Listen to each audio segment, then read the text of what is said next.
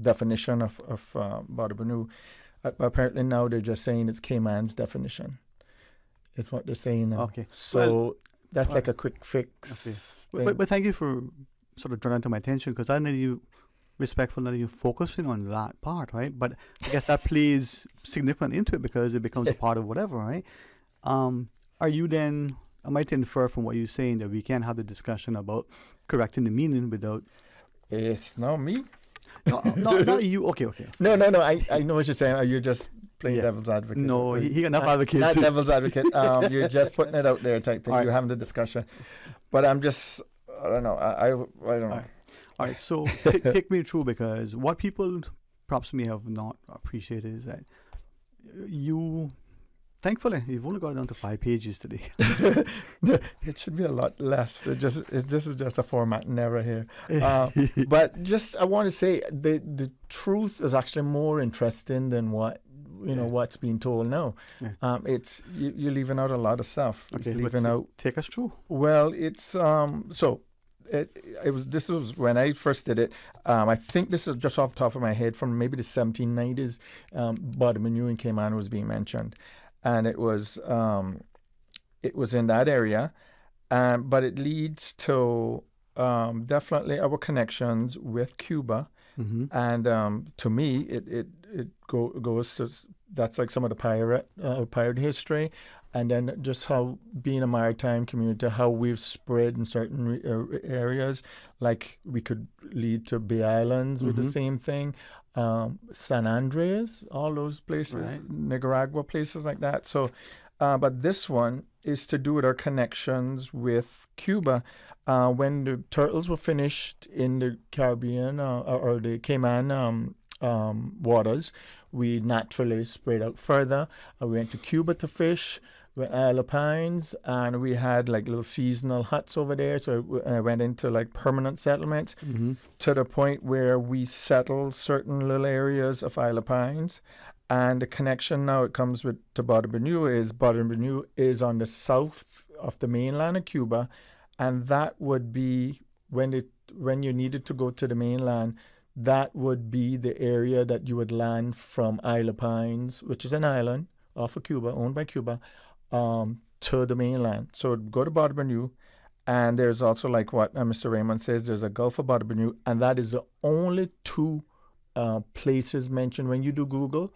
That's the only places mentioned for Barbanu. There's not like any in Costa Rica, any of the other islands where you would think that was, if it was about turtle tracks, it would be mentioned there. Right. And like you shared, this is potentially someone doing something, making a supposition, drawing in inference, perhaps creating, taking a little bit of creative license. So what I know about that, just from my offhand, and I just happened to be in the archive when it was being researched. Mr. Dave Martins, who was in the Culture Foundation at the time, I think he was he at the like permanently up there? But anyway, I think it was to do with connection there. I think was asked to find out. I think because by then the Barbanu committee or festivities was going on for a couple of years, and people was asking them what was Barbanu. This is from my knowledge of it. Now it'll be ironic if I got this wrong and somebody called in to correct me. But again, right, it speaks to how things are revised, some things are inferred, some things are just shared and without question, it's accepted. Right? Yes, and then it's perpetuated in this case, which is one of the worst ones. Yeah. So, like I said, I was in the archive when he asked me what I knew about Barbanu. I said, I think, it's the area. He said, I knew that, but what does it mean? I said, I don't know. I think it sounds like it's Spanish or something. It's definitely not Old English. And he said, all right. And so what I know that's in the archive after I've done research is this mention of like 1970s, the Jacksons settled in Barbanu. Not in 1970s. Sorry, 1790s. Yeah. Thanks for that correction. But it's also from a cookbook. And I found this cookbook, I think, within my family's house. And I just happened to read it. And I was like, oh, my God, I think this is what it was. And it was, if you know Mr. Ed Oliver. He Yeah. did a lot of publishing in like a 70s or 80s cookbook. Tiny little thing about 8 inches square. And in it, it has a recipe for butter banu. And it's basically, I was saying, ground up turtle. I was like, oh, what a waste for turtle. But somebody said, no, it's turtle hash. That actually is pretty good. And he had in it the title of it, butter banu, and it had a little note saying basically famous or known for the turtle crawls or where the turtle crawls are. And then the word crawl may be misinterpreted for, right? So when we come back from this, let's look at that. Let's look at go back to the 1600s, Cuba came on. Let's go to the native. 1700. Yeah, all right. Here's where, things need to be squared away. Yeah. All right, stay tuned. Join us after. Discover your dream home with Cayman National's home loan. Get up to 95% financing, repayment up to 40 years, and just a 0.5% commitment fee. Your interest rate? Depending on your risk factors, it'll be fixed or variable. Plus, you get a pre-approved credit card. This is a limited time offer. Dial 949-8300 or email lending@caymannational.com today. You know who this is? That same old girl that went to Hollywood and Panama? Well, guess what? The fun ain't done yet, because this year, I'm going to country concerts in Denver. I got kick up my heels in Times Square. I got keep living the dream with Cayman Airways. We so blessed to have them. I tell you what though, this old girl feeling younger than ever. Make your travel dreams come true with Cayman Airways, offering international non-stop flights from Cayman to New York, Miami, Tampa, Denver, Los Angeles, Panama, Kingston, Mobay, La Ceiba, and Havana. Enjoy free rum punch, free in-flight entertainment, free seat selection, and free meals on select flights. Call 949-2311, contact a travel agent, or visit CaymanAirways.com. At Doctors Hospital, we know life happens, and usually when you least expect it. So when unexpected medical issues arise, you need quality care close to home. Located in the heart of Georgetown, our accomplished team of physicians and medical staff treat minor urgent conditions such as migraines, chest and abdominal pain, shortness of breath, burns, broken bones, open wounds, and more. 24 hours, 7 days a week with no appointment necessary. Peace of mind is important when life happens. At Doctors Hospital, we're always here just for you. Need to speak to someone? Call 949-6066. Now, more than ever, supporting your immune system is crucial to helping your body fight off illnesses like the common cold, the flu, and COVID-19. At ValueMed Pharmacy on Walkers Road and in Boddentown, we carry all the essential vitamins and minerals to help support your immune system and improve your overall health. Some of our top immunity support picks are vitamin C, vitamin D, zinc, elderberry, and quercetin, or the popular 7-in-1 immunity support. Our pharmacists are always on hand to help guide you and answer any questions. Visit ValueMed Pharmacy on Walkers Road or Boddentown. Live happy, live healthy with ValueMed Pharmacy. The best foundation you can wear is glowing, healthy skin. The offices of dermatologist Dr. Dwayne Porter specialize in enhancing your skin's well-being. Whether you're seeking advanced skin care, including any skin cancers, Botox, filler, cosmetic skin enhancements, or simply looking to reduce wrinkles, Dr. Porter offers a full-service dermatology and dermatological surgery practice. For more information, email drporterkman@gmail.com or call 946-9020. That is 946-9020.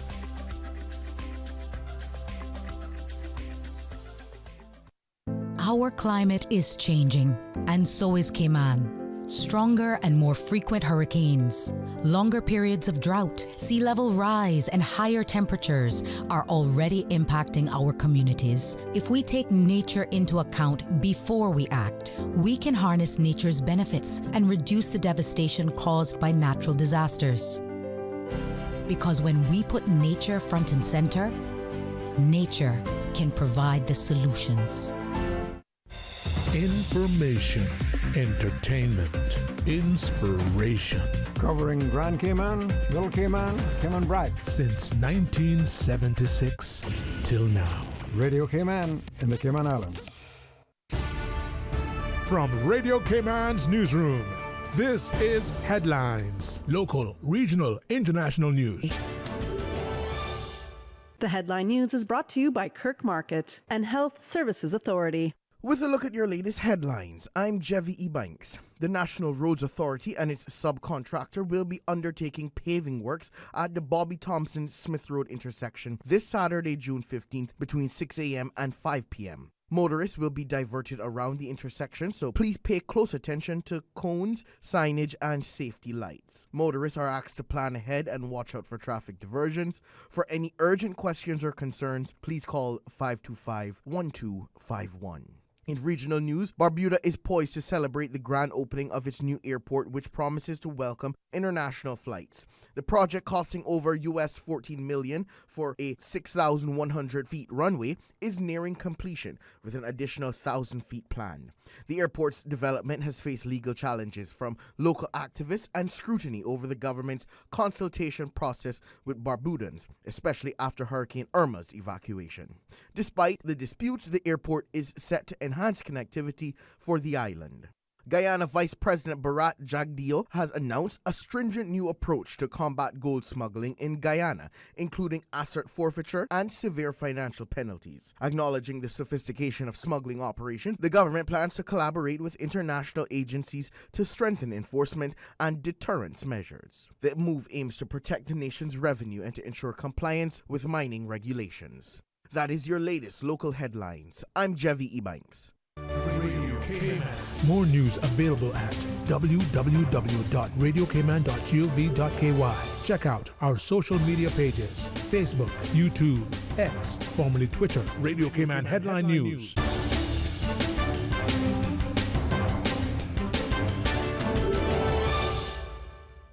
At Kirk Market, it's so easy to eat well and find healthy options. With their fresh veggies from local farmers, hormone-free chicken, local seafood, and grass-fed meats, Kirk Market has delicious, quality food at the best prices. And you must check out their fresh salad bar, hot bar, and med bar for daily healthy options on the go. Their delicious dishes are made with fresh, high-quality ingredients such as prime meats and organic veggies. Eating great is important to me. That's why Kirk Market is my store. Kirk Market. Eat well, live well, and shop happy. HSA's Urgent Care Clinic is now open 7 days per week to serve you better. Visit our dedicated team at Urgent Care Monday to Friday, 8 a.m. to 8 p.m. and weekends and public holidays, 11 a.m. to 8 p.m. No appointment necessary. If you are experiencing non-life-threatening symptoms and conditions such as the cold and flu, sprains and cuts, earaches, nausea and vomiting, visit Urgent Care's walk-in clinic at the main entrance of the Georgetown Hospital, now open every day. At HSA, we are committed to caring for you.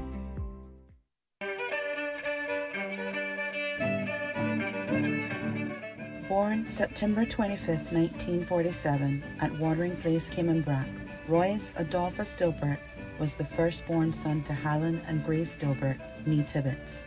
As a young boy, he attended Weston Primary School, then later Gainstead High School in Jamaica, when the family moved there to be closer to his dad, who was chief engineer on Cockernell ships. During school breaks, he would work at Hannah's haberdashery store as a wrapper. Wanting to be a seaman and engineer like his dad, shortly after his 16th birthday, Royce would join his dad on the Cockernell ship, the Kirk Pride, as a messman, later working on other Cockernell ships, for Bawden Shipping on the Merkel, National Bulk Carriers, West Indian Towing Company, and West Indian Lines. Mr. Dilbert would enroll at National Technical School, and at age 25, he achieved his chief engineer license. By this time, Royce had worked his way up the ranks from BR messman to wiper oiler, fireman, second and first engineer to chief engineer.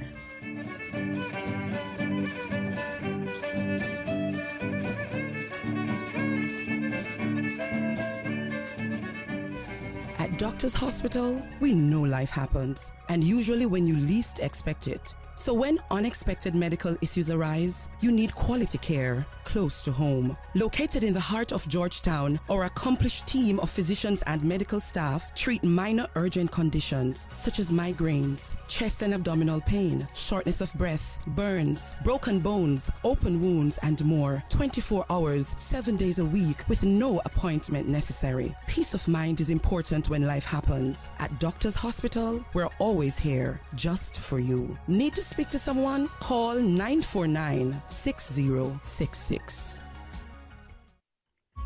As the 2023-2024 Lionistic year comes to an end, the Lions Club of Grand Cayman president and members would like to thank the public and sponsors for your support during the year for their various community projects, including the Prostate and Colon Cancer Awareness Campaign, sight screening, spelling bee, swim meets, funds for the needy, and the Community Food Pantry, just to name a few.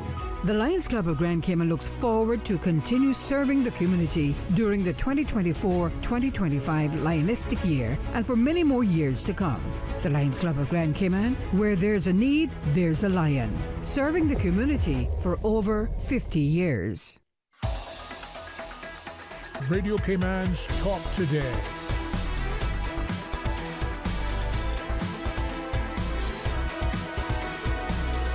What is on your mind, Cayman? I don't Hey, welcome back. I'm not recognizing your new music. Boy, I've been going long.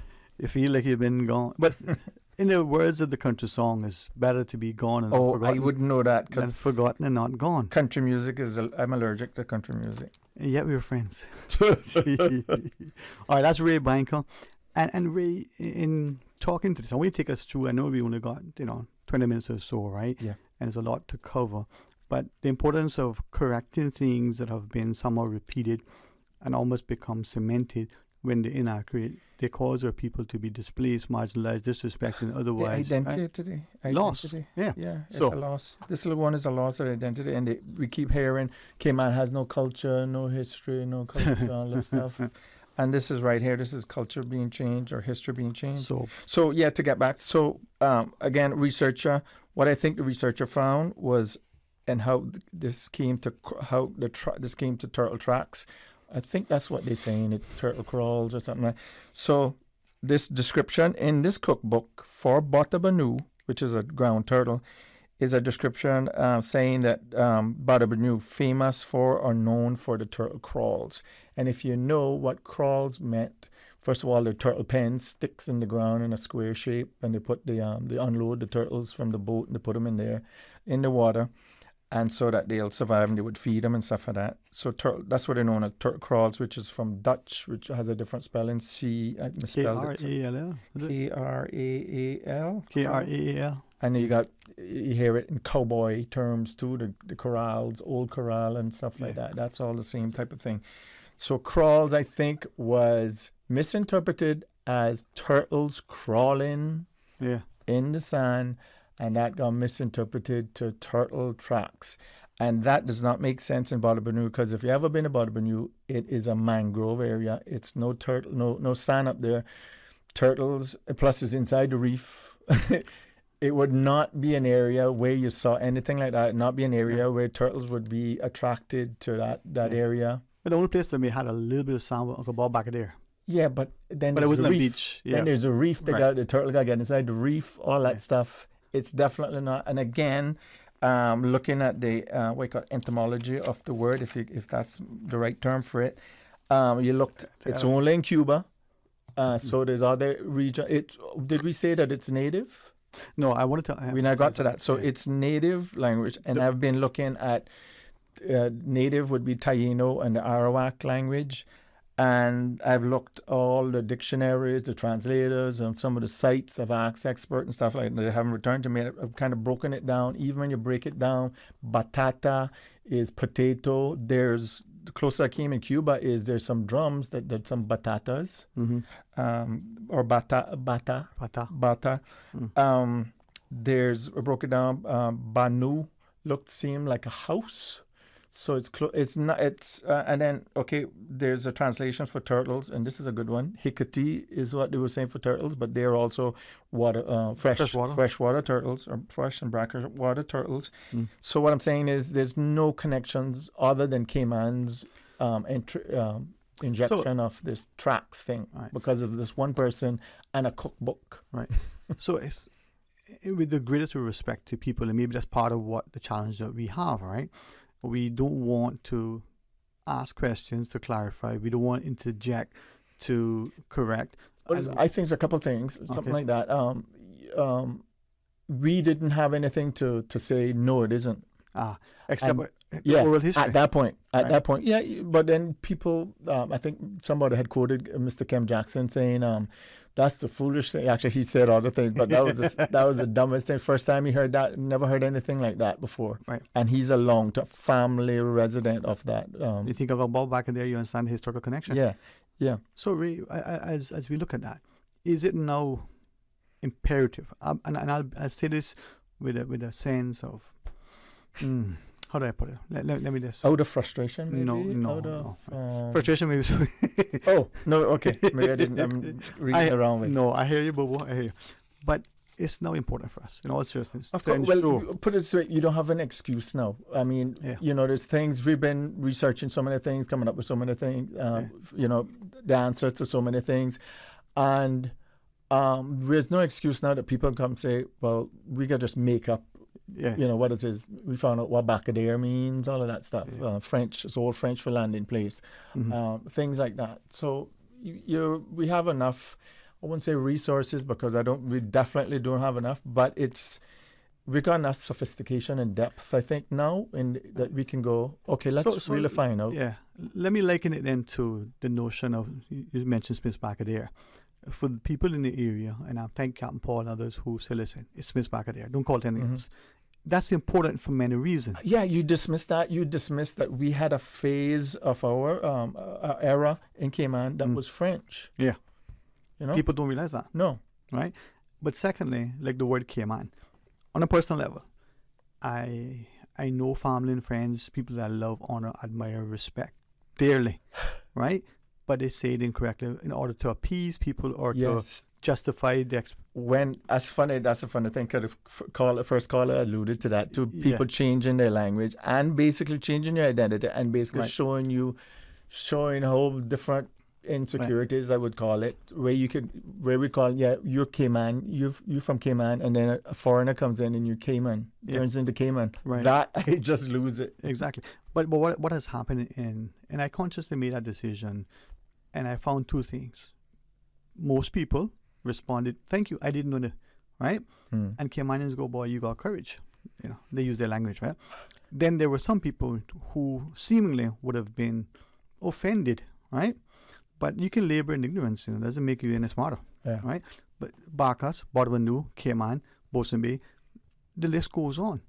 Now, my question, understanding that we need to correct inaccuracies, we need to make sure that when history is recorded, it is accurate. When something is put down, there's a loss, and there's a change. There's a change in our identity, just like like we say, how you pronounce stuff, how you talk. You can tell what area of Grand Cayman that you. And that's the same with people everywhere, right? You've taken us through the coast of Carolina down to the Garafinos, is it? Back this way? Was it? That's how you say? You tell me about. Yeah, okay. The Garafinos? I don't remember that. Okay, all right, we'll come back. But this is where when Garifuna. Thank you, my friend. Garifuna. Yeah. See? Good correction. Yeah. Okay. Yeah. But this is where we need to ensure that whatever we say. My question, in getting people to understand, listen, it's not said any other how than Cayman. That the bottom of new doesn't mean turtle tracks. Two things. Can we present that in a way that is with intention to instruct, to educate?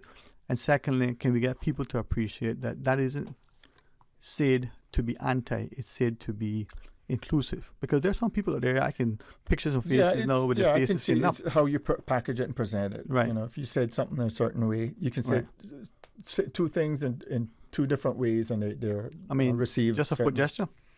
Yeah. Well, okay, so now to get back about this changing thing and saying sorry and we made a change. We just had reinstatement of Emancipation Day.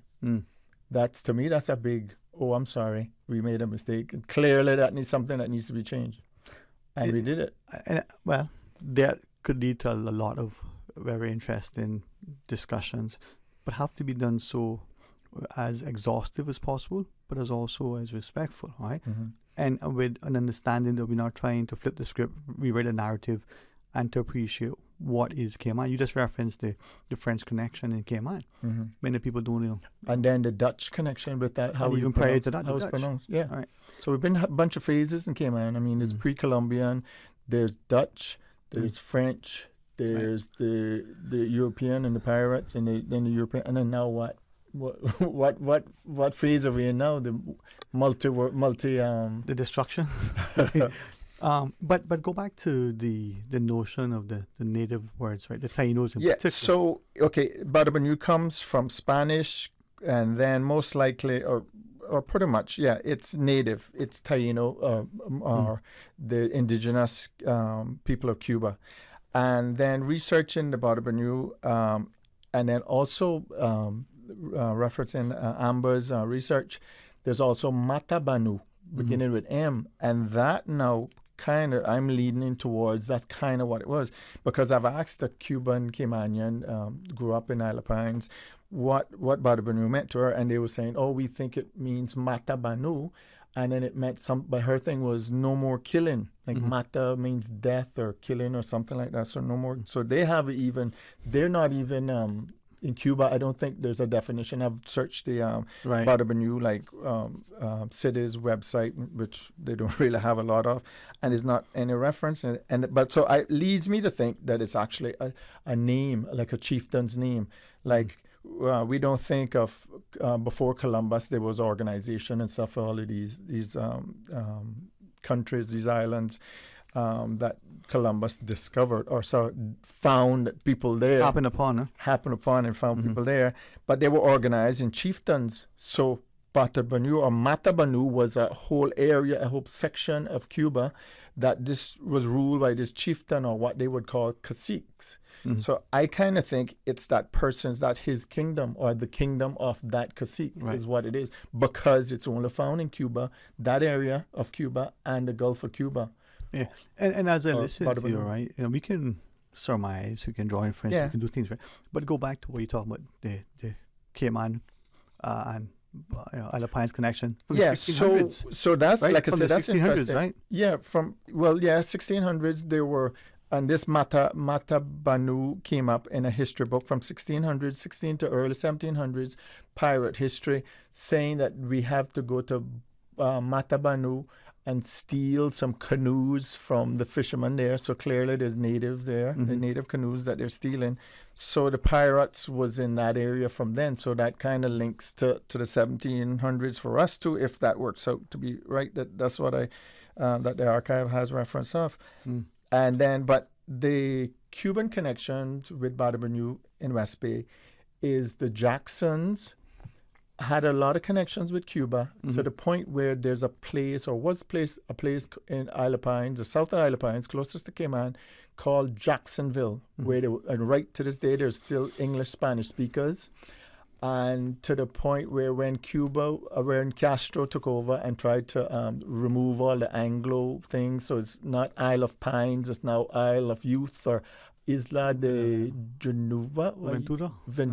No. Yeah, Juventud. I can't pronounce it. Cubans are out there going to kill me for it. But it basically in English, Isle of Youth. Yeah. And it changed from Isle of Pines. I think they kind of still call it Isle of Pines rather than Isle of Youth. Yeah. And so he changed it to Crocodillo, which referencing Caymanians, basically. Right. So the Caymaneros, Caymaneros, were the settlers of that area, and like I said, for whatever it's maybe what's the word? They're reminiscing about Cuba, referencing to Cuba. This looks like Cuba area. That's why we had to go to the mainland. This looks like coming into to when we were going has to go Badabanu, and that's just what I'm thinking. But again, that makes good sense. And when you look back to the historical record, you see the word, you see the reference, you see the interaction between, Badabanu and Cayman and Cuba. We had a Cayman cousins, a Cuban cousins show one time too. We had some Caymaneros came over here in the thing in the studio, and you realize how much connections we have with Cuba. There's Cayman songs that are still over in Cuba. There's a community of Caymanians over there. There's Powers, there's Look at Ebanks. Julia, Yeah. right? And then when you were saying bata, drums, but no house, right?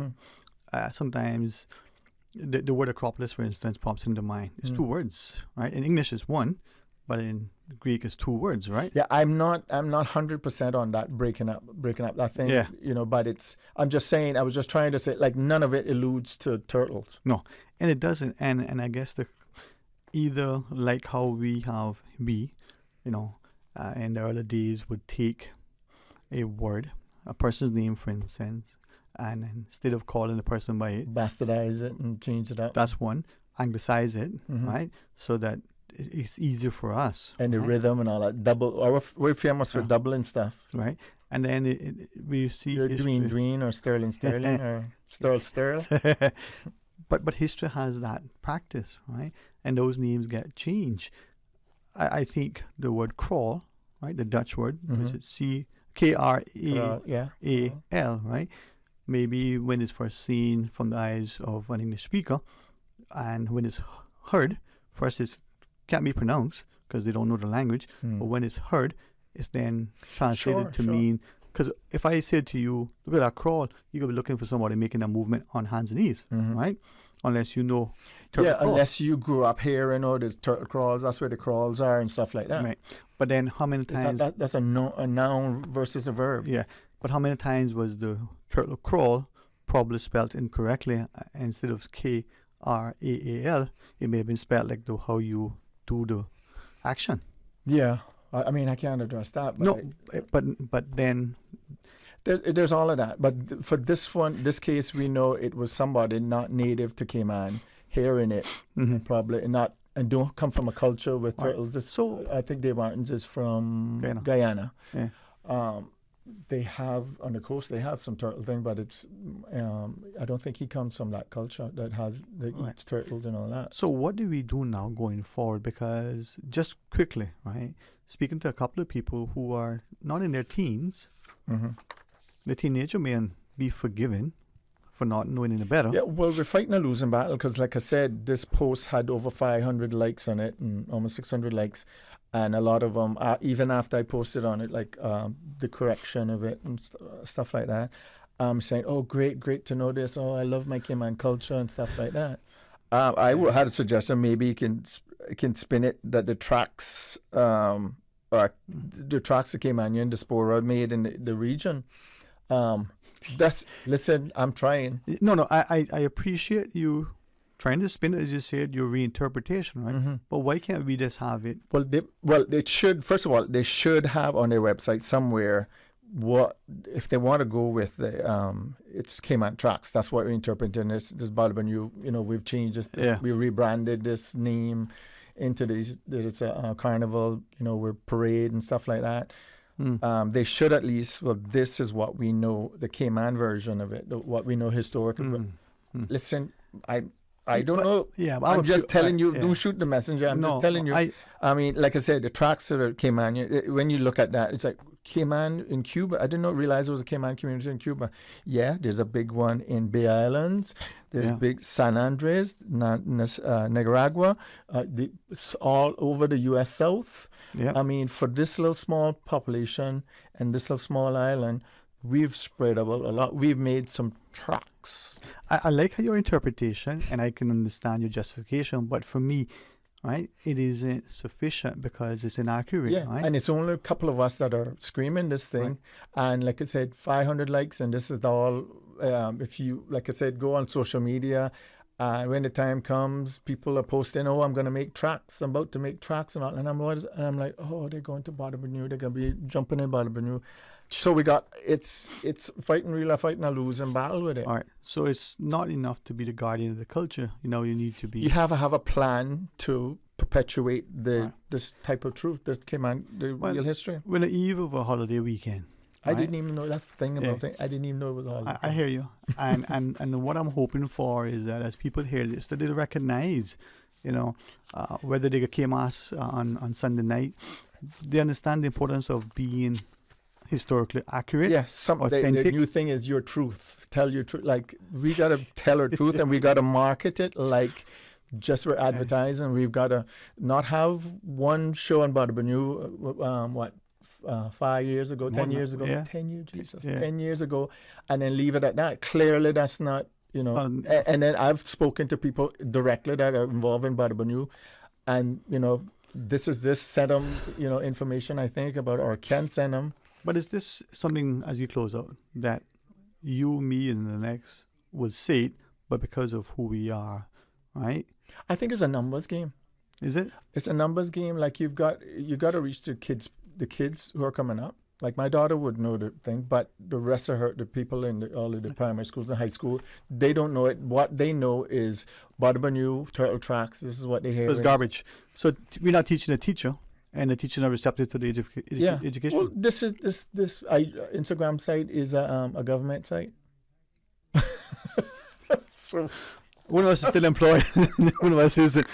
Maybe after this, both of us will What do you want from me? What do you want me to tell you? What do you want me to tell you? No, I recognize that. And this is where, as official dumb, right? And I don't want to say it because, this is my ministry too. It's the culture, heritage and thing ministry. But official things need to be authentic and accurate. I still read crap online about us that is historically right. I mean, I look at a resource, whether it's DOT or a government publication. Like I said, we got to own our truth. I want to put it in today's language. We got to own our truth, and we got to know our part in the truth that's coming, because 200 years from now, what's going to be for this bottom? Yeah, that's how I look at what we're doing now. You on the radio, you're going to be part of 200-year history, Dwayne. I can appreciate 20 years from now. My concern is 2 months from now. Well, whatever, but I'm just telling you, whatever prevails, the mass of something, no matter the truth, not necessarily is going to be the forefront of what's been projected. Right. You look at biographies or something of a person, and you look in depth, and I never knew that. I just heard that they were like this, but they're actually this. No. But so 200 years from now, what I'm getting to, 200 years from now, they're going to see all these pictures of the parades and stuff like this, and you can hear Barbanu means turtle tracks. No, I sorry to interject. I understood what you meant, and you are correct. But my concern is that not even 20 years from now, just right now. But I mean, that's when history is, history is like that type of thing. That type of. So we need to correct. Years. We need to correct it now. Yeah, it needs to be corrected, and then just Cayman's culture needs to be marketed. It needs to come up like a marketing plan, advertising plan. When I was in Cuba for 3 months, Castro every 2 weeks, I think, he was on there for 4 or 5 hours saying the same thing. He knows propaganda. You got to come up with a propaganda thing, basically. There is one, but anti-Cayman. But we not uncontrolled. So Cuba and Castro, and we saw it in Barbados. Okay, all right, bro. Barbanu is not Turtle Tracks. It comes from Barbanu, Cuba. Our connections with Barbanu, Cuba. Thank you, Ray Banker. All right. We're going to have more on this discussion, and you might be surprised. We would have to do it every 2 weeks. Stay tuned. Join us after. We have a different discussion. Love, honor. Bye. The Bathroom Palace, located upstairs Ed's Plaza, North Sound Way, right off the Butterfield Roundabout, is honoring all fathers with a special sale from Thursday, June 13th to Saturday, June 15th. Make the bathroom your kingdom. Sit on your throne in style and enjoy the luxury. Faucets and mirrors are now 40% off. Plus, take a whopping 50% off cabinets and accessories. On your way out, don't forget to drop in downstairs at International Lighting, and Mr. Ed will take 20% off your purchase. The Bathroom Palace and International Lighting. Big sale. Thursday, June 13th to Saturday, June 15th. Call 949-5141. Happy Father's Day to all dads. At Doctors Hospital, we know life happens, and usually when you least expect it. So when unexpected medical issues arise, you need quality care close to home. Located in the heart of Georgetown, our accomplished team of physicians and medical staff treat minor urgent conditions such as migraines, chest and abdominal pain, shortness of breath, burns, broken bones, open wounds, and more. 24 hours, 7 days a week with no appointment necessary. Peace of mind is important when life happens. At Doctors Hospital, we're always here just for you. Need to speak to someone? Call 949-6066. You know who this is? That same old girl that went to Hollywood and Panama? Well, guess what? The fun ain't done yet, because this year, I'm going to country concerts in Denver. I got kick up my heels in Times Square. I got keep living the dream with Cayman Airways. We so blessed to have them. I tell you what though, this old girl's feeling younger than ever. Make your travel dreams come true with Cayman Airways, offering international non-stop flights from Cayman to New York, Miami, Tampa, Denver, Los Angeles, Panama, Kingston, Mobay, La Ceiba, and Havana. Enjoy free rum punch, free in-flight entertainment, free seat selection, and free meals on select flights. Call 949-2311, contact a travel agent, or visit CaymanAirways.com. Find your dream car with a Cayman National Vehicle Loan. Enjoy 100% financing, up to 8-year repayment, and a 7% fixed interest rate for the first 5 years. For eco-friendly cars, we'll waive your commitment fee. This only applies to new vehicles. Call 949-8300 or email lending@caymannational.com today.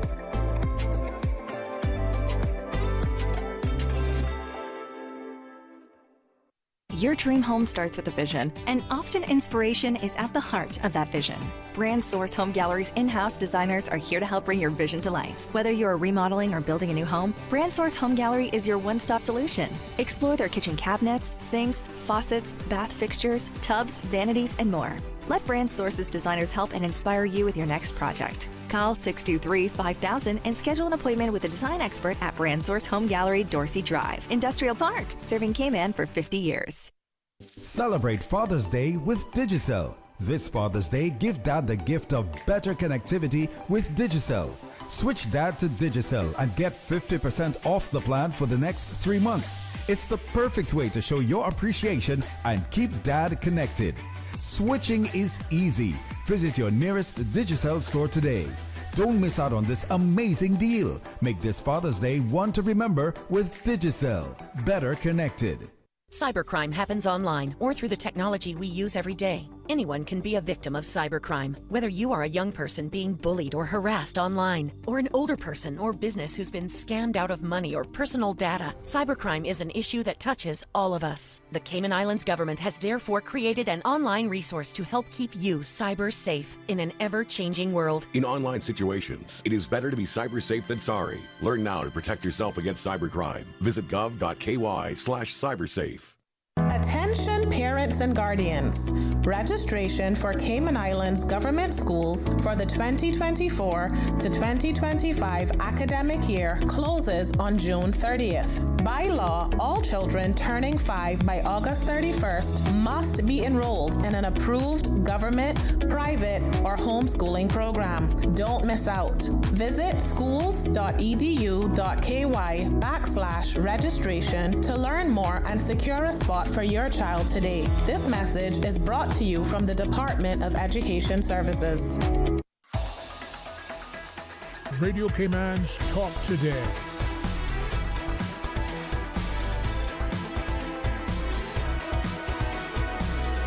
What is on your mind, Cayman? Hey, welcome back, and thanks very much for joining us. I don't know if it's because it's a Friday, and as the caller earlier talked about, he was born on a Friday, and I think so was I, but it wasn't today or last Friday either. But Fridays bring good things, and in a studio from Baptist Health International, Dr. Tom, man, thanks for coming on board, man. It's a pleasure to meet you. Thank you so much. It's a pleasure to be here, and it's a Friday before Father's Day weekend, so happy Father's Day to all the fathers out there. Thank you for reminding us, because where would we be, without fathers? Anybody can, be a dad, but it takes a special person to be a father, right? Absolutely. And Dr. Rivas, welcome. Likewise, thank you for joining us. Thank you for having us, and we're thankful to have our one day in Father's Day, right? Yep. So we get to enjoy that one. When we feel like the knights that we are, and in saying that, if I might publicly, just as you reminded me, Miss Anna, a loving lady who shares so much with everybody in a spirit of giving, of appreciating, of recognizing the value of education, but only through instruction. So with that in mind, as we talk about health and healthcare, and the notion that for too many times, especially in these last 5 years, we're seeing so many people being challenged with much without a clear understanding. Almost sometimes, this morning you wake up, you feel okay, and by evening, you're not. Dr. Tom, take us through. I mean, the heart, they say, is where the home resides. The heart, they say, where the love abides. And the heart, they say, is sometimes where the brain would reside if it could. I don't know. You brought up a couple of really interesting points I want to touch on. One is the art of giving. And before this, we were talking about this beautiful woman who just has a heart of soul, and giving is her passion. And there's a lot of data out there that shows that the more we give, the happier we are. It's actually not what you receive, but giving actually breeds more happiness than getting.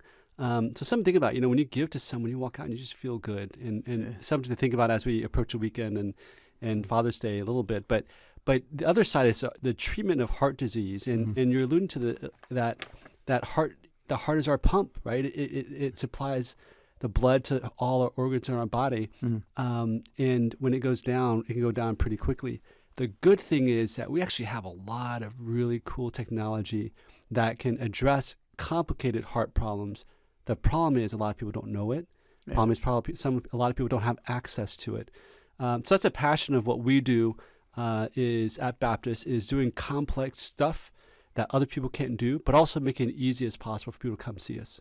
An interesting thing is sometimes we have a perception, whether informed by past experiences of, yesteryear or the stuff that's portrayed on the silver screen. There's this thing that happens and your chest is cracked open and there's, months of, prolonged, protracted recovery. Yeah, so I think a lot of those days are gone. Yeah. We have a new era of treating cardiovascular disease now. The days of cracking the chest open and the patients being in the hospital for an extended period of time are actually pretty rare. The days of operating on a 60 or 70 or 80-year-old and having them being high risk is actually rare, because a lot of times the patients we operate on are these 80, sometimes 90-year-olds doing minimally invasive surgery on them, and they're actually maybe intermediate risk and not these high-risk patients anymore. So I'm excited about what we've done so far. I'm also really excited about the future of where cardiovascular medicine is going, where we're able to operate on even more complex, sick patients through tiny, tiny incisions. And I think, Dr. Vivas, with that idea that we're looking at healthcare and heart health in particular, what are we doing initially to sort of, let's say prevention is better than cure, but in the genetically or just our lifestyle, we end up in that space and we're, Dr. Tom, on your table. Yeah, so we look at cardiovascular disease broadly as those that are modifiable and those are non-modifiable. So the non-modifiable are genetics. We're born with it, period, and stop. But the modifiable ones can make a huge impact on your longevity. And it's stuff that we can do that will really add years to our lives. So you hear about a lot, but sometimes we don't listen to our own voice. But things like, let's exercise, let's stop smoking, let's make sure our blood pressure's under control. If you're a diabetic, make sure your sugar's under control. Make sure your blood pressure. There's so many things that we diets. We talk about this all the time. Diet. That's a big thing. That if we just did that alone, we could make a huge dent on cardiovascular disease. I know the Cayman Islands, there's actually a higher incidence of obesity compared to most of the world, and with that is linked to diabetes, and with obesity it links to chronic diseases too. Believe it or not, it links to cancer and other chronic problems. So there's so many things that we could do that are modifiable that we should do to help us live longer lives. But as you speak to those things that are modifiable, for some of us, we want an overnight fix. There's an app for that, pop a pill. And if we start exercise, we've had 30, 40 years of relative inactivity, bad diet and lifestyle, and then after one day of a 20-minute session with the personal trainer, we're expecting to... as you know, nothing, you can't get quick fixes to anything in life. It takes a little bit of effort. But I will say the amount of effort it takes for exercise to give you a benefit, it's actually less than people think. So the data shows that even if you do 90 minutes of exercise per week, 90 minutes, I mean, that's not that much, that's not a whole lot of time at all. It could decrease your risk of chronic life diseases by 14%, just 90 minutes alone. So you don't have to go there and train 5-6 days a week and work out 1.5, 2 hours a day. But, just doing something is better than nothing. Right. So before I ask Dr. Rivas, something that you just referenced in the Cayman context about obesity or a demographic, that 90 minutes that you referenced, the fact that we have, for whatever reason, we're getting married, we're having a new grandchild coming on, we're starting to see things that we no longer, so we want to make that change overnight. For some of us, we don't appreciate that this needs to be 1 week, then a month, and then a year. For those, just, generally speaking, at what point, if we're consistent, we start today is the 14th of June. Sure. And we were to do something active, deliberate, conscious to change our lifestyle, to improve our heart health, would we see it a month from now, 6 months from now? I would almost assure you that if you were consistent about it, you'd probably feel or see something at least a month from now. Mm-hmm. But it's cumulative. So then if you start doing 6 months from now, you'll see even more. But I'm convinced that if you are consistent about a month, you'll see a change. And that includes diet too. So diet's actually super important. I'll add sugar in there. I think in our society, we probably take too much sugar. I'm guilty of that too. I'll get a latte and I'll add extra sugar in it, and I'll put a bunch of cream in it. Especially those Starbucks. We all love a little Starbucks in our life, right? But avoiding the sugar, avoiding the fat, exercising, that in itself will make you feel better. I'm glad you referenced sugar, because I think for those of us who have consciously said, we're not going to add any sugar to that drink, to that thing, at first that's going to taste horrible. And in short order, you realize how sweet things are that otherwise were like you had a ton of sugar. Oh, exactly. Same thing with salt, right? So same with salt. So I've started doing that. I started drinking my coffee without sugar, and my wife, will put sugar in hers. She puts a bunch of cream, and I taste it. I'm like, oh my gosh, like this is so sweet. And I was like, hold on a second, that's what I drank before, and I didn't realize it. Yeah. And you see salt. People who do a lot of salt, they will put salt on without even tasting it, because they already become desensitized to the salt. They become desensitized to the sugar. But if you back off on it, you realize, like, hey, right, I'm not missing out on a whole lot of life, and I'm still enjoying the food. You have to desensitize yourself back down, and actually you can still enjoy the food. Sometimes even more so. Well, you'll definitely more so, because afterwards you won't have that sugar high and that sugar down, right. And then also with the salts, more so you won't have that issue with high blood pressure. So. Indeed, I believe a good gentleman across the table is inviting a call into the conversation. Is that all I'm told? We'll see if it's lunch. We'll take it. If it's not, All right, let's go to the phones. Hey, welcome. Thanks for calling. Hey, good afternoon. Hey, my friend. How are you today? Okay. You? Yeah, hey, this is a Friday. Monday is a holiday. Sunday is Father's Day. You know what? I'm celebrating today. You strong like a lion, man. It's the fish tea, Bobo. You darling, I made you pull up that ankle for nothing. Yeah, likewise, my friend, likewise. But we got Dr. Rivas and Dr. Dwayne. Make sure I almost said that correctly, from Baptist Health in the studio. We're talking about, cardiovascular health. So thanks for joining us. Okay. Well, they talk about stress, depression, and anxiety. That leads to a lot of heart problems. Mm-hmm. And that's why the government cannot allow certain companies or certain people to do as they please with us when it comes to prices of things. Mm-hmm.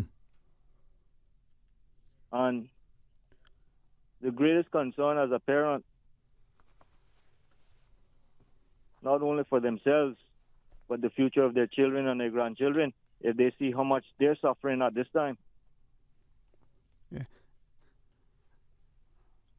Indeed, man, indeed. And as I take on board what you're saying, and perhaps, thank you for that. Maybe ask Dr. Rivas. Dr. Wen referenced sort of the statistics that we have in Cayman relative to the demographic. And we're seeing an increase in the more we collect, the more we analyze, the more we'll be able to appreciate how that may cause future generations to be affected, sadly in a negative way. Thinking to Costa Rica in the blue zone over there, I'm thinking to, islands not on a lake, except one has been, protected and promoted relative to its forestry, and we have seen created a concrete jungle. I think stress is the one thing that follows us. Doesn't matter what country, what island we're at, depending on how life is, and it's one of those things that affects you. Mm-hmm. regardless of the reason why. Yeah. There's so many different stressors. Sometimes the psychology of a person actually causes its own stress without there being stress. A lot of it, I think, what you spoke about before, how does it start? How does prevention start? And many of these things, Dr. Nguyen had a slide today that I loved in his presentation, and maybe you can reference it because I forgot the name, but everything starts with the first step. And what was the slide? Yeah, Lao Tzu, who is a famous philosopher, said that a journey of 1,000 miles starts with a single step. And as long as you're moving forward, that's all that matters. You can crawl, you can run, you can walk, but as long as that step is moving forward, that's all that matters. I want to touch upon the brain and stress a little bit, if that's okay. Yeah. The brain is a powerful organ. The fact that if we were sitting here and 3 men came in with like guns, like they haven't done anything physically to us, but we're going to start sweating and our heart rate goes up. That just goes to show how powerful the brain is to control your heart rate, your ability to sweat, how tight your organs get. The flip side too is your brain can cause yourself to calm down and put yourself in this special place where your heart rate slows down and you're not so stressed. So I say that in that we need to recognize our own ability to avoid stress and what we can do to kind of put ourselves in that non-stressful place. The other thing I want to add is in medical school, one of our very first lecturers was the chief of psychiatry at Johns Hopkins, and she talked about mental illness and how one of her colleagues passed away, committed suicide from mental illness. And it's something we don't talk about enough, but it's out there. And she vowed to dedicate the rest of her life in talking about depression and mental illness, because ultimately it ends up being a chemical imbalance that can be treated. And can be treated by either discussions with other people, social therapy, or sometimes with medications. But these are smart people who are having mental problems and taking their lives. I just make a kind of an announcement out there that depression and to a certain extent stress, a lot of that, you don't need a sweep on the rug. It's kind of taboo to talk about in society a little bit, but it shouldn't be. Dr. Ebanks mentioned that because as you referenced the cortisol levels, the brain and its impact, the way it causes us to not even the fight or flight response, but just how we feel, how the brain can be engaged. I hope it's okay, but you led me to share, as you said, about mental health. We don't understand how the brain affects the rest of the organs. We can see the impact when there's interrupted supply of oxygen to the brain.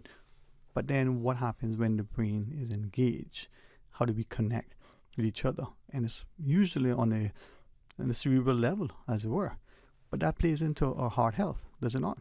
No, absolutely. Actually, it does play pretty directly into your cardiovascular health. Just an analogy that I drew of a guy walking in with machine guns and a polar bear coming running in. They haven't touched us at all, but it's going to affect our physiology. And you can imagine that repeatedly every day, every morning, every night. It's going to take a wear and tear on you. So whatever we could do to recognize that and avoid that from affecting ourselves physiologically will go a long way. To the caller earlier, gentleman, he was talking about stress, and perhaps many of us would say, I eat stress for breakfast, I strive under stress, and we don't sleep, and we see, but yet we're told manage your stress. It sounds easier said than done. Now you're sharing that it's important to manage it, to get under control so that the cortisol levels and all the negative things aren't there, but how do we do that? I think that's a great question. One, some people can't, right? Some people have to work 3 or 4 jobs to raise a family and have children, and it's tough. I'm not going to propose an easy solution, but what I can say is an element that can help us manage stress, and something that helped me through my residency training in general surgery and cardiac surgery is that social aspect of being a human being. I think we all need someone, someplace safe to talk to unleash and unload. We can't keep it all within ourselves, and that's where it gets dangerous, where you keep it all within yourselves and it kind of builds up. So that person or thing could be a spouse, it could be professional help, it could be your dog, it could be a tree, but we all need someone to be able to unleash to a little bit. Someone posted something earlier, and I'm told by my friends, if I can find out, increasingly I need to be one of those people that embrace this space a little more. I'm not sure that they're correct, but I won't argue them at this point. But it says, don't be... No, wait, no, that's the wrong one. Let me go back to what she had. But it talked about if you hold things back. Let me find it. It's who shared it, because I think there are very little things that happen that are coincidences, right? And oftentimes we don't understand how significant it is that we do these things to make ourselves that much more accessible. But stress and stressors in our lives, whether it's the 2, 3, 4 jobs, whether it's the residency, whether it's that final exam, whether it's the potential promotion, the interview for your evaluation, the birth of your new child, upcoming wedding, things that should be exciting can be stressful and could impact your heart. So how do we make sure, and first and then secondly, how do we make sure that whatever we're doing, that impact is as positive, and if it's negative, mitigate as much as possible? And secondly, should we face that occurrence where we now need, your skilled hands and all of the technology you have about this health, that we are doing it with outcome to be as as positive as possible? I think the first is sometimes the recognition. Some people don't realize they're slipping down a slippery slope of getting more stressed, and they're for work wise. I give the example of someone who works because they have to, they're being stressed. Right. But I would argue most people, they're tackling on stuff that they probably don't need to tackle, and it's causing them extra stress. And I would challenge a lot of people who have these a list of work responsibilities. Just sit down and write down the list of all your responsibilities and take a machete and just start chopping it off, and you realize that a lot of stuff can probably go away, and you'll probably be less stressful along the way. But we don't itemize our list of responsibilities and obligations as much as we could or should. But again, I want to make it pretty clear that mindset alone can affect cardiovascular health.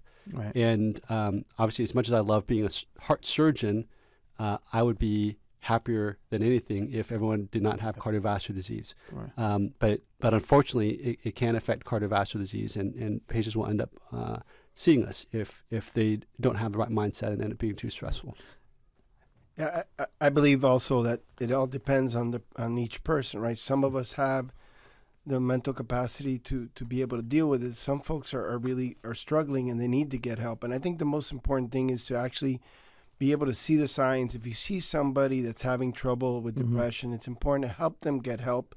Those are the ways that we can get through things. I have the pleasure of working at Baptist Health International. We are a large organization that brings international patients. But when somebody asks us, what do you do? And we actually, our business is basically relationships and service, right? And so I believe living a life of service in that way also includes communicating with people and just having a conversation with folks and seeing how sometimes just in a conversation, like Dr. Wynn said, you can find out so much and you can actually help somebody without being a doctor. Yeah. And the thing is, I like the link that you reference with mental health, and that sometimes we don't see it, and what sadly could be that very fatal negative outcome. Doesn't matter if you're PhD or MD, whether you're a student, young, or you're an old person. And that call, that clarion call, speak to someone to get help, reminded me of what someone shared earlier. It says if you avoid conflict to keep the peace, you start this sort of internal war inside yourself, and that can lead to more cortisol and things that you don't realize, and then you'll be depressed. So having a trained counselor, therapist, psychologist, psychiatrist to speak with could lead to better health, mental and physical. And not everybody reacts to stress the same way. You can put two people in the same situation, and one person will get worked up over it and they'll be boiling, and the other person just lets it roll off their back. We need to learn how to let things roll off our back a little bit more and not allow it to affect us. Well, one person I'm taking from what you're sharing is the interconnectedness of our health and how everything, we may think, there's an issue with the brain, not recognizing other organs are impacted. We may feel depressed, whether that's clinically diagnosed or not, it's just something that we say in passing, without appreciating that it might actually be a physical manifestation of something going on inside of us, if I'm hearing you correctly. It's all interconnected. All those dots connect together. Nothing lives in silos in our entire body, and again, externally as well. It's all interconnected. Sometimes it's solid line that connects them, and sometimes the dotted line. But we're all interconnected, and not within us, but in our relationships. How our relationships can crumble can affect our mental health as well, and can affect our cardiovascular health, and then trickle down and eventually affect chronic diseases like diabetes and cancer. And potentially, I guess, how if we ignore our own, niggling and that thing that's bothering us, how that may impact the relationships around us and physical effect the others. Yeah. And I'll talk about ignoring a little bit. Since I'm a heart surgeon, a lot of people ignore or are not aware of some of the signs and symptoms of cardiovascular disease. And the classic ones you hear, an elephant sitting on your chest, pain in your left arm that radiates up to your jaw, shortness of breath. But a lot of heart attacks actually happen where they don't have those symptoms. They're silent heart attacks, especially with women. Sometimes a good handful of patients who come in and see me are not necessarily ones that have that chest pain. They come in with belly pain. GI symptoms can mask as issues with the heart. Your stomach's right next to your heart. It can mask itself as well. So being aware of your body, but more importantly, if something's unusual, seeking health to make sure that's appropriately worked up can be life-saving. So male and female present differently. What you may see as that thing that you believe everybody has, right? Yeah.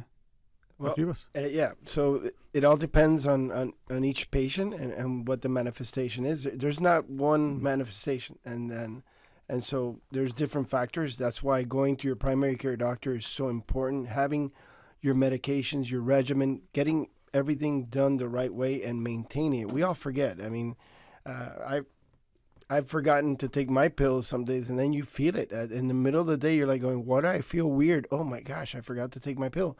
And so those are things that affect you. So, and then we're talking about psychology of before, but then the psychology of after, right? And then today, we were at the Cayman Heart conference. It was amazing, and we're thankful for being invited. Baptist Health has been invited for many years consecutively, and we participated. Dr. Wynn was able to present today. But we talk about, why minimally invasive surgery versus doing an open surgery. And then, again, the psychology factor, right? Psychology even then after the surgery. I'll let Dr. Wynn expand, but that's his thing. Yeah, so we do a lot of minimally invasive surgery. Instead of having to crack the chest open, we do it through tiny incisions that are very discreet. And there are definitely a lot of medical benefits from that. Decreased blood utilization, atrial fibrillation, et cetera, et cetera.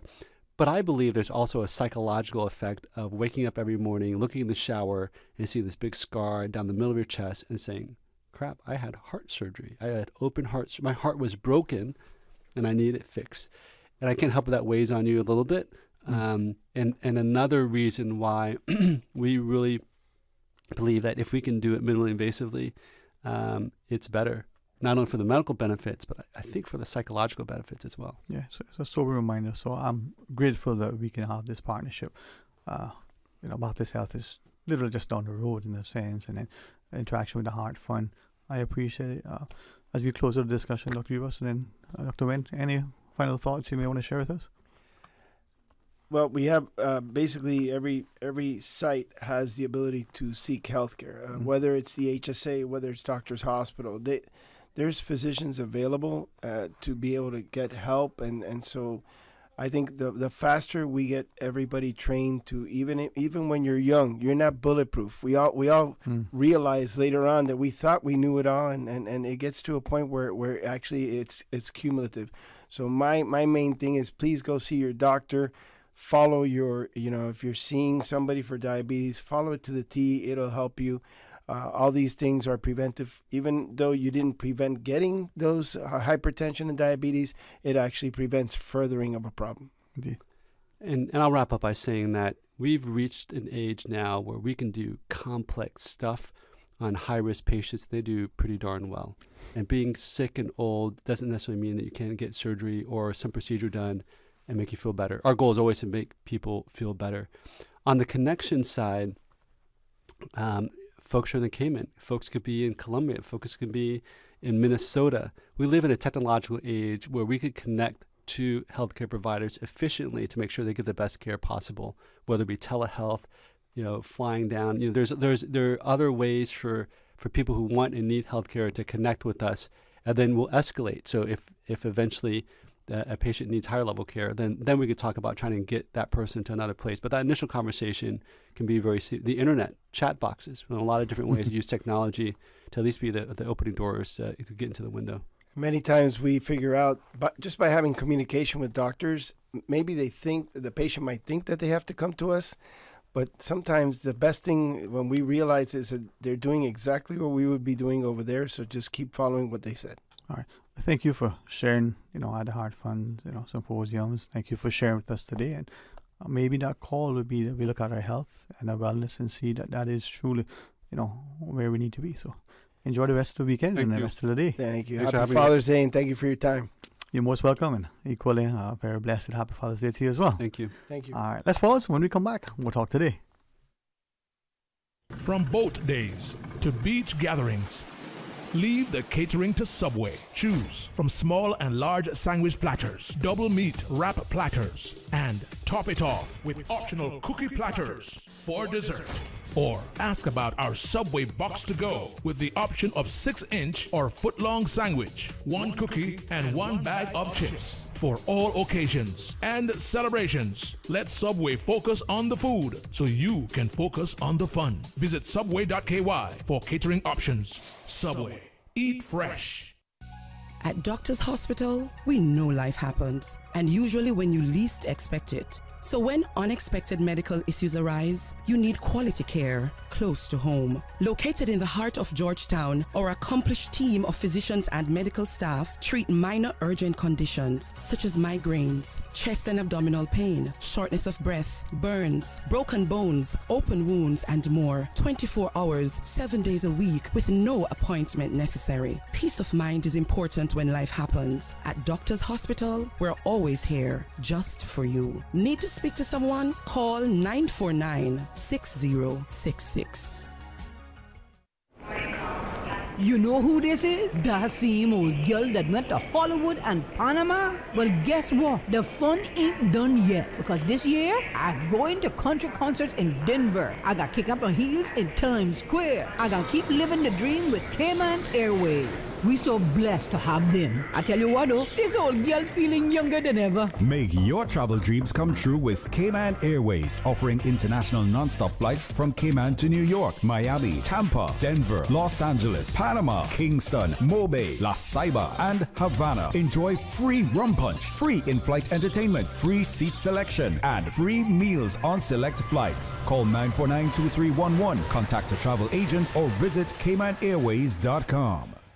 When it comes to weekly meal prep, I trust Kirk Market to provide the best value for quality proteins. The butchers at Kirk Market are super helpful. They always slice my steaks perfectly. Kirk Market has everything I need for healthy and flavorful protein-packed meals. From lean cuts of CAB choice beef, tender CAB prime beef, the juiciest pork, and all-natural hormone-free poultry, to their seafood section with everything from fresh local snapper to omega-3 rich salmon. I choose Kirk Market for the highest quality proteins to support my healthy lifestyle. Kirk Market. Eat well, live well, and discover a world of choice. She hear clunk and her car stop. I was just about to send her some money, so I send it straight to her JN Money Transfer card. It cost me less, and perhaps she use the card, pay the garage right away. She'll get discount through the JN Rewards program in Jamaica. This card make things easy. You can even get funds at any multi-link ATM. JN Money Transfer Card. Fast, affordable, convenient. Tell your loved ones in Jamaica about it. Sign up is free. For the Health of It, heard on Wednesdays at 7 p.m. and repeated on Saturdays at 9:30 a.m. is brought to you by Cayman Medical Center, Cayman's most awarded private medical clinic, located in the heart of Georgetown. Visit their website at medical.ky or call 623-1000. Workforce Opportunities and Residency Cayman, WORC, advises customers that their customer care services have moved to Artemis House, located at 67 4th Street, Georgetown. Visit us at the new location for services relating to payments, application submissions, and endorsement stamps. Call us at 945-9672 or visit WORC.ky to learn more. Radio station. Radio Cayman is the voice of the Cayman Islands. From Radio Cayman's newsroom, this is Headlines. The headline news is brought to you by Kirk Market. With a look at your latest headlines, I'm Jevi Ebanks. The Cayman Islands Public Library Services has announced that the Georgetown Public Library will be temporarily closed on the following dates due to scheduled maintenance and a public holiday. Saturday, June 15th, the library will undergo scheduled maintenance. Monday, the 17th, the library will be closed in observance of His Majesty King Charles' birthday. During the closures, library patrons are encouraged to utilize the book drop for returns located outside the library. Normal library operations are set to resume on Tuesday, the 18th of June at 10 a.m. In regional news, Prime Minister Dr. Keith Rowley expressed concern about the lengthy court process in Trinidad and Tobago regarding an urgent appeal. The case involved a basket of hand grenades and automatic rifles returned to an unidentified person. He emphasized the urgency of the matter, considering it a life or death issue for Trinidad and Tobago. The court ultimately ruled in favor of returning the items to the complainant despite the state's efforts. Rowley's call for an early hearing highlights the gravity of the situation. Prime Minister of the Bahamas, Phillips Davis, has outlined a blueprint for collaboration between Africa and the Caribbean, saying, quote, it encompasses key initiatives designed to unite our banking systems, enhance financial inclusivity, and catalyze economic growth across Africa and the Caribbean. The two regions are united in a shared mission to leverage their collective skills, resources, and brotherhood. That is your latest local headlines. I'm Jevi Ebanks. www.radiocayman.gov.ky. Check out our social media pages: Facebook, YouTube, X, formerly Twitter, Radio Cayman Headline News.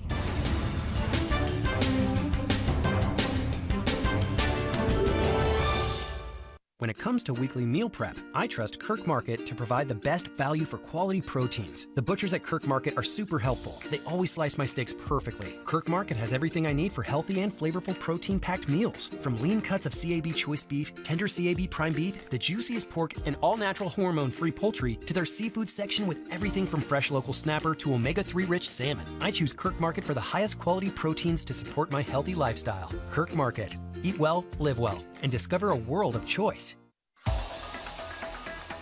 Radio Cayman's Talk Today.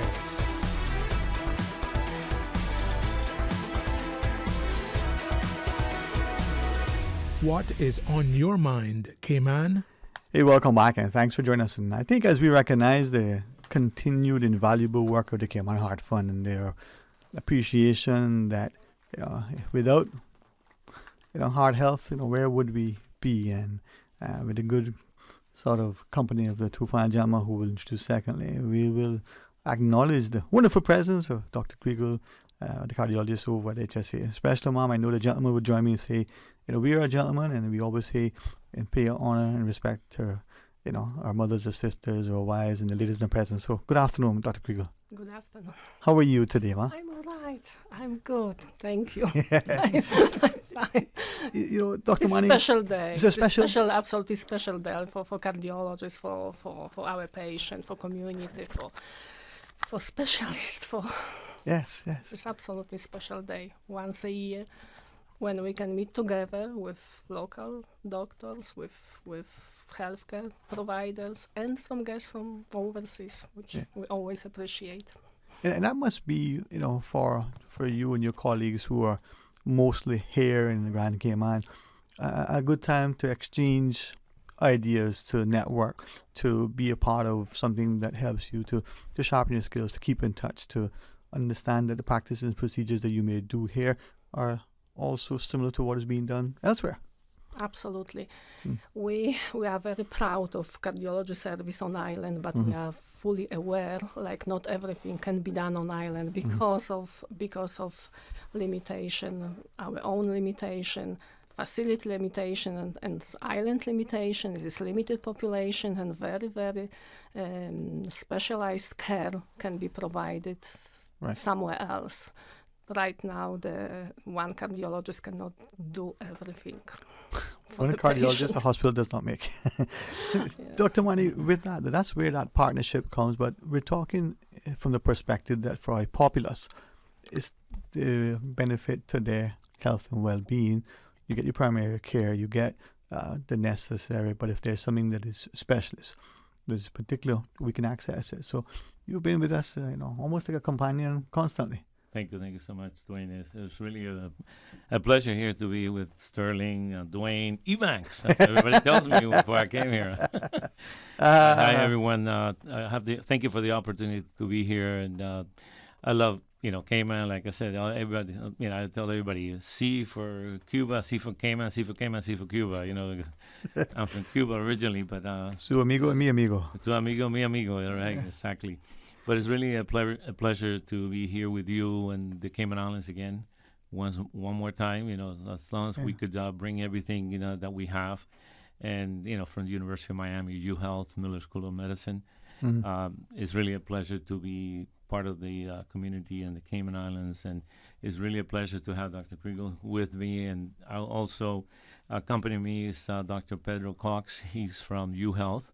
He's at University of Miami, Miller School of Medicine, cardiologist, a structural heart physician, a cardiovascular specialist. And, he could talk that. I mean, he has multiple specialties in one, and, multiple procedures that he could do in one. He just finished doing a lecture at the event, and also supporting, the most important thing, also supporting the Cayman Heart Fund and the community in Cayman Islands. It's really a pleasure to be here with all of you. Dr. Pedro, with that in mind, sometimes we recognize their lives, their lifestyle, just the way we go about. We're not even cognizant of the negative impact that we're having on our overall health and well-being, but in particular on our heart. I would imagine the person who is, for whatever reason, quickly dashing upstairs, runs up, and even the athlete with a great exertion may feel, oh man, a bit winded. But that person for whom that is an irregular occurrence could be negatively affected, and not knowing that simple thing leads to, a visit to you or Dr. Kriegel. Absolutely. I think that you're right on the spot. We definitely have to, look at the patient in a centered manner. I think that's part of the job. As Manny mentioned, I'm an interventional cardiologist, so basically you will see me at the end of the spectrum of care. However, we have to be very cognizant and how important it is that beginning of the primary part of prevention of care and cardiovascular health. Let me add on, before I keep going, I just want to thank again you guys for letting us be here and being part of the conference that's going on today. Not only being in the Cayman Islands, which is a great place to be at this point in time, but also because we are able to meet doctors from the island, the physicians over here, learn from you guys what is done in the island, and also in part to understand how we can collaborate in this era of information communication. AI, for example, right? Is easier for us to collaborate, even if we are so far away and we have an ocean, in between us. So with that, the activity today was just a great activity, which I had the pleasure to talk about. One of the things that it was about left atrial appendage closure. Again, kind of in the realm, the view as a primary prevention strategy. So we do need to see the patient on the spectrum, and maybe the symptoms, right, are going to be very important for us, not only for the prevention, but going forward to see what else needs to be done with that patient. And when we come back from this break, could we ask about that collaboration? Because sometimes, as Dr. Kriegel referenced, the great resources that may be on island could be somewhat, from the perspective, the population, the resources, complemented by something that is just a short jaunt. Cayman Airways flight away, and we're collaborating. So can we talk about that? But also, what can we do in terms of prevention, but what we need to do in terms of recognition, and then knowing and doing, so we need to act. When we come back from the break, let's pursue it. Let's do it. All right. Join us after. Please stay tuned. From boat days to beach gatherings, leave the catering to Subway. Choose from small and large sandwich platters, double meat wrap platters, and top it off with optional cookie platters for dessert. Or ask about our Subway box to go with the option of 6-inch or foot-long sandwich, 1 cookie, and 1 bag of chips. for all occasions and celebrations. Let Subway focus on the food so you can focus on the fun. Visit subway.ky for catering options. Subway. Eat fresh. Discover your dream home with Cayman National's home loan. Get up to 95% financing, repayment up to 40 years, and just a 0.5% commitment fee. Your interest rate? Depending on your risk factors, it'll be fixed or variable. Plus, you get a pre-approved credit card. This is a limited time offer. Dial 949-8300 or email lending@caymannational.com today. Celebrate Father's Day with Digicel. This Father's Day, give Dad the gift of better connectivity with Digicel. Switch Dad to Digicel and get 50% off the plan for the next 3 months. It's the perfect way to show your appreciation and keep Dad connected. Switching is easy. Visit your nearest Digicel store today. Don't miss out on this amazing deal. Make this Father's Day one to remember with Digicel. Better connected. At Doctors Hospital, we know life happens, and usually when you least expect it. So when unexpected medical issues arise, you need quality care close to home. Located in the heart of Georgetown, our accomplished team of physicians and medical staff treat minor urgent conditions such as migraines, chest and abdominal pain, shortness of breath, burns, broken bones, open wounds, and more. 24 hours, 7 days a week with no appointment necessary. Peace of mind is important when life happens. At Doctors Hospital, we're always here just for you. Need to speak to someone? Call 949-6066. The mission of the National Conservation Council and the Department of Environment is to ensure our islands consider responsible use of our natural resources while preserving our native species and habitats for future generations. Learn more at conservation.ky.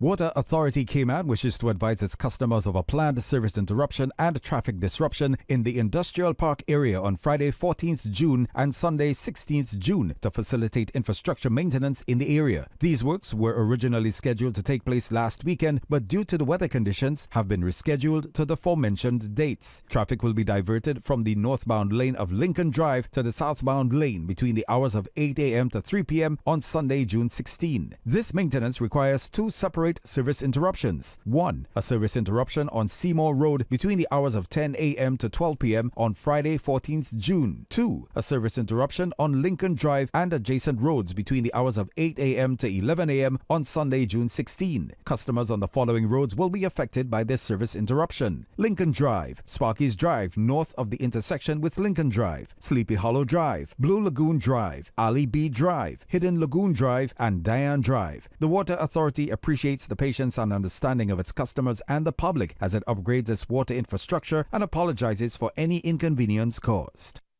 The Ministry of Education and the Passport and Corporate Services Office remind all students traveling to and from school overseas to ensure their passports are valid for both travel and entry into their destination country. Passports should be renewed at least 10 weeks before departure, and any necessary student visas must be obtained. For passport services, contact the Passport and Corporate Services Office at 649-7678. For Ministry of Education scholarship inquiries, contact scholarships@gov.ky. This message is brought to you by the Ministry of Education and the Passport and Corporate Services Office. Radio Cayman's Talk Today.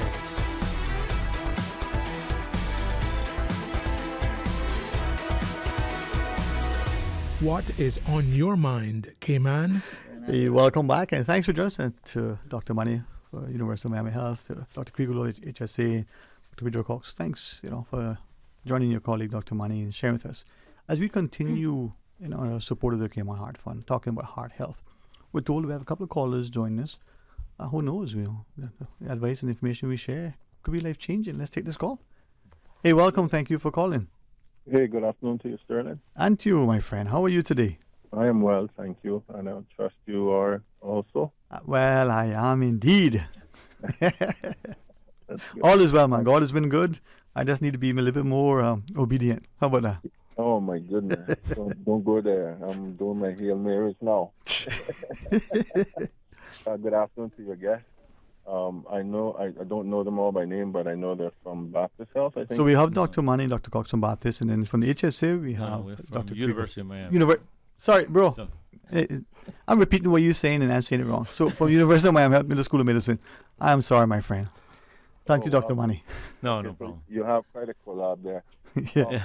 This is for this question is predominantly, I think, for the doctor there from Baptist Health. No, from University of Miami. Baptist was here before. Yeah.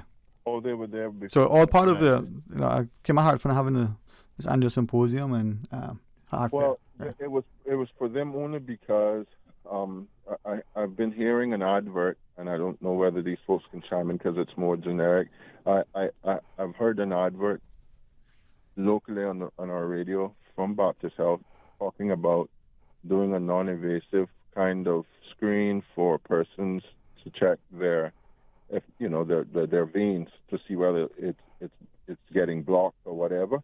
And that caught my attention only because I recall many years ago, when I was a few years back, to my primary healthcare provider, which happens to be an HSA doctor, and to go to him quite often, and because that's crucial to have that established relationship, And I asked him, I said, you can tell me cholesterols are high or blood pressure is high and all that kind of thing. Why can't you get, why isn't there something that talks about you being at risk and testing to see where you are in terms of blockages in your veins? And he said, well, I don't want to misquote him, but it was something along the lines of, it is quite, it can be quite lengthy. They put dyes and all kind of different things.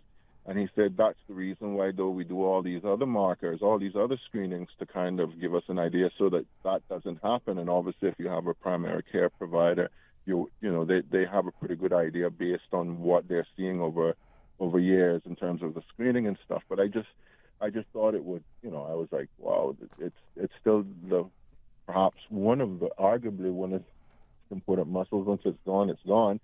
And you flat line. So I was like, why don't they have something that could measure, the plaque buildup in your vein? So that is why that commercial caught my Right. Okay. and so I wanted to know, how much it is, and is it done locally? Because that wasn't clear from that, or is it something you have to fly to Miami for? All right. That's what I was asking. Well, Dr. Kriegel. Yes, absolutely. We can do locally the calcium score and angiogram, coronary angiogram with calcium score, or just calcium score when we can measure exactly how many cholesterol plaques we have in coronary arteries which calcified. When we combine with coronary angiogram, we can see also the soft plaques, which obviously are more dangerous, even because it's very easy to rupture and cause blockage of one of the coronary arteries. So we can do. I think all hospitals on Cayman Islands, they do. HSA does. Health City Doctors Hospital. It is available on island for many years. It's non-invasive and it can. I mean, in terms non-invasive, we need to give the contrast to the vein if we combine calcium score with CT coronary angiogram. But sometimes we do just calcium score. It is without any contrast. It is like CT, so it is done in radiology under supervision. Okay, and it's easy to do. I think that's what my doctor was trying to say, why they don't do it, because of all of those ongoing things. So he was like, if you have a background or you have, there's some sort of hereditary thing, or that he's seeing, through taking your blood and all that sort of thing, that you have, different, I don't know. It is very helpful in risk stratification, particularly to rule out the coronary artery disease. Right. Definitely, it's very helpful test. You're most welcome. Definitely, with that in mind, you're basically trying to risk stratify and then maybe be more aggressive on the modification of the lifestyle and or the medications that you're taking. Absolutely, there's another tool for us to see how what are you doing. The Dr. Kierkegaard mentioned the CT scan, but we also will have physiology involved with the CT FFR as well, which is coming, I think, more and more handy. And in the future, it's going to be more present in the way that we're going to be trying to diagnose blockages without having to do an angiogram, which is that's an invasive procedure in the cath lab with risk, obviously, when you are trying to go to the invasive route of care. As I listen to this, where the caller is trying to understand something that many times, we don't appreciate the context. Maybe in asking our physicians, we ourselves are a bit reticent, bashful, because we feel that we don't know. But your partnership with the Heart Fund, your presence here, allows us to maybe get a space where we can appreciate that more needs to be asked, more that we can do, and more is available. Dr. Cox, with that though, the idea of what is the calcium score, you reference FFR, emerging technologies, utilization, and collaboration gives the patient a better outcome, no? Absolutely. I think that we have learned that, the more we try to, the more we have these tools, to help us diagnose, select which patients adequately are going to go to an invasive procedure, those that we can actually manage in the office, those that we can, recommend preventive measures, the better are we as a system as well. It's just an expensive healthcare system. So we need to the more we get these technologies that will help us to divide which patient needs the more expensive care than those that don't need that much care, then in terms of healthcare economics, we're going to be well off. And I think that's part of the process that we need to get into the future. Right. And with that in mind, again, another topic that has percolated throughout our news outlets is going to be artificial intelligence, right? So the ability of having all these technologies in a way that they can help us identify the patients, diagnose better the patients. Not only that. Then plan surgeries and then follow recoveries. It's going to be amazing. Okay. But as using data so that we can inform our outcomes, but then prevention, they say, is better than also prevention. Always. Right? Always. But yet we probably hear these things. Our primary care physician probably tells us. We hear just even through the Heart Fund, many things that help. Visit our cardiologist. We come into Dr. Kriegel and she may tell us, listen, you got to do this. Yeah. But we don't. So how do we get our people, Dr. Kriegel, to appreciate that it's on us, the patient? Despite the technology, despite the gifted hands of our physicians, despite all the things, if we as the patient, as the populace, don't embrace these things in relation to prevention and lifestyle choices, you fix it now, but short order you'll be back again. She laughs. She says, try to keep up what I'm telling you to do. We are just all human beings, and of course the patient have we try to encourage them to change their lifestyle, to quit smoking, to take medication, to exercise more. And we try to see them as often as possible. Everybody needs realistic goal. Not everybody can do everything in the same time. So we try to provide this individualized care and encourage them and show some data as well, like this type of intervention, which not necessarily has to be interventional. Makes sense, prevent a lot of bad outcome, and prevent even invasive intervention or treatment. Not in all cases, of course, but I think that 80% of our patients still needs the better control of cardiovascular risk factors, and even whether it's primary or secondary prevention. It's important. It's important, right? Yeah. And one of the things Dr. Krieger is saying is definitely you got to treat the disease in that patient. It's not just disease everywhere, and like I said, have patients that, that collaborate, some patients don't collaborate. So, so you have to, treat each one individually. And the best thing to do is focus on that patient, that specific patient. Yeah. Patient-specific, that bespoke sort of treatment for that person. But then generally, I think let's go back to what Dr. was sharing in relation to the deployment of artificial intelligence. We're hearing it almost as a buzzword in everything, from accounting to aeronautics. Now you're talking about from medicine, potentially even to, production of music. That's right. Production of music, publication of articles, who knows, right? Doing research. But you mentioned something again very important. We do have a calling for healthcare and to help our patients and to do everything that we have to help that patient. However, patients they have to also make their decisions, and we cannot. We certainly give them our recommendations regarding what would be the best according to the more accurate science evidence that we have, and the science we have our ups and downs, but definitely we have some rigorous processes where we can determine what helps and what doesn't help.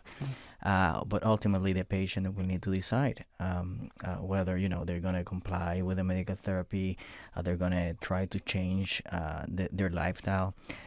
It's a process that doesn't start at 40 or 50, right? It's a process that starts in a very young age. We do have an issue with obesity, for example, in the U.S. That's affecting not only our society as a whole, but also some other parts of the government, like for example the military, for example, right? So definitely it starts in a really young age, and we are we're part of the solution in the sense that we can be there trying to help people see the other side of the sphere, which is actually, I think, a brighter side. I think a side where you're healthier. You're going to be there for your family. You're going to be able to be healthy in your older age, right? When you're retired, when you actually can enjoy from your retirement, maybe, right? Because it would be bad that even you gave it all a lot of stress, a lot of you saved a lot, and all of a sudden when you are in your 50 or 60, you're dealing now with other issues, going to the doctor every week because you have X and Y that you could have prevented earlier. Dr. Kriegel, what would you like to share with us? I mean, we're going to hopefully have this as a continuing discussion, but today, as you close our discussion, what more would you want to say to our listeners? And own health is always investment from the very beginning. I completely agree with Dr. Cox. But I really appreciate this conversation and also opportunity to meet our colleagues from different hospitals and from US. As I said in my presentation, of course, nobody is able right now to cover all topics, treat every patient. We need close collaboration. We have this opportunity to consult, to send patient for specific procedure, selected patient, who will benefit from the treatment, which is given in the best center, in the highest level of according to current knowledge and guidelines and evidence-based medicine. And I really appreciate, because this is beneficial for the patient. We cannot have all specialists, super specialists on this island because of volume limitation. We need to be aware. And also what I said in my presentation, we have to have very solid knowledge, but also we have to know our limitation of facility, limitation of islands. And this is a great opportunity to meet together and to in person, because before, of course, we can use Zoom, we can use different communication, which is all right, but still for the patient, it's still they prefer if they see doctor, particularly on island, in person. And Dr. Mane, you shared it earlier, that collaboration, accessibility. You at University of Miami Health, the Middle School of Medicine. It's right there. It's not that far from here. It's familiar to us. You're familiar with us. As Dr. Kriegel shared, that partnership helps for better patient outcomes. Yes, and definitely. I mean, that's the way it should be, and that's the way we should all be thinking, collaboration and look out for our patients. Right. And we always hear at the University of Miami, Middle School of Medicine, UHealth, I think we always hear the U. It's a pleasure to be here on Island. It's a pleasure to have Dr. Krieger and Dr. Cox with me, especially you, Mr. Sterling. It's a having pleasure. with you is really a pleasure to be here. And thanks everyone for the opportunity. Thank you all for coming on board. And I'm hoping that as a listening populace, that we look at our health, as Dr. Kriegel said, the investment. We understand there are things that we can do to prevent ourselves. The physicians are there. But if we can put ourselves in a space where we don't have to be subjected to some of the things, minimal invasive otherwise, we'll be in a better space, right, Dr. Cox? Right, yeah, absolutely. All right. Well, Dr. Kriegel, thank you so much for keeping these gentlemen in check. May I invite... for having me. Thank you both of you as well. And thank you. Thank you. It's really a pleasure to have us. All right. Yes, they are doing amazing things for the patient right now, which are available. And that's what I liked, the fact that you're patient-centric, and that was what the discussion is about. What can we do to make the outcomes for the patients that very, as much as possible, the very best possible. So thanks very much, huh? All right, well, it's Friday already. Monday's a holiday, apparently. Oh, so, it is here a holiday here? Yeah. Oh. I mean, every Friday should be a holiday, but anyway. This Monday we'll take it. We invite you to have a very safe, enjoyable, relaxing weekend, and taking Dr. Kriegel's words, invest in our health and make our heart health a priority. Have a wonderful weekend. Note, talk today nor for the record on Monday, but come back Tuesday for us and join Mr. Hart on Wednesday. Until then, be blessed. Talk Today is brought to you by Subway, open 24 hours in Countryside, Anderson Square in Georgetown, and Centennial Towers in West Bay. And by the Ministry of District Administration. Explore your history, explore your land, explore your sister islands. And Cayman Airways. Call them on 949-2311 to book your nonstop flights to Los Angeles and Panama. And Digicel, Cayman's bigger, better network. And Doctors Hospital. Peace of mind is important when life happens. Doctors Hospital, always there for you. Call 949-60